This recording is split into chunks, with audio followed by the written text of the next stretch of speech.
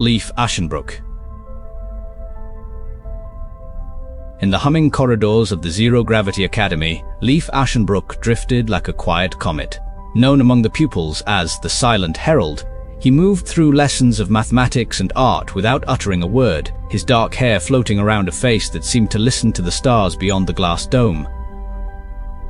One afternoon, the school's core pulse faltered, and a sudden surge of bright red light bathed the atrium.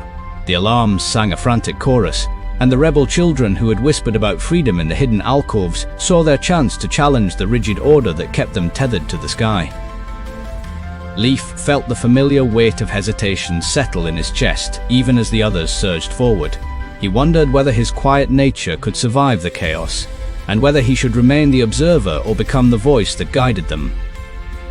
From the upper observation deck, a seasoned instructor named Mira glided down, her eyes reflecting the constellations they studied. She offered Leif a slender silver wristband that could translate thought into light, and whispered, "Your silence is a strength, Leif. Use it to lead when the noise becomes too loud." With the wristband humming against his skin, Leif stepped onto the floating platform that led beyond the regulated classrooms. He pressed his palm to the translucent floor, and the platform rose, carrying him into the uncharted chambers where the rebel children plotted their ascent. The journey tested him at every turn, navigating asteroid-like obstacles that drifted through the ventilation shafts, decoding encrypted messages hidden in floating textbooks, and rescuing younger pupils caught in a sudden loss of gravity. Each trial sharpened his resolve, and the wristband glowed brighter with every act of quiet bravery.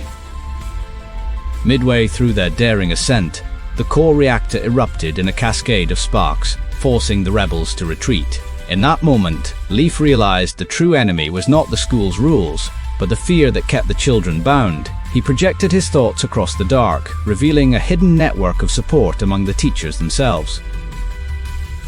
Armed with this new alliance, Leif confronted the director of the academy, whose voice boomed through the chambers like a thunderstorm. The Silent Herald lifted his wrist, and a cascade of luminous symbols filled the air, exposing the director's manipulation and rallying the rebel children to stand together.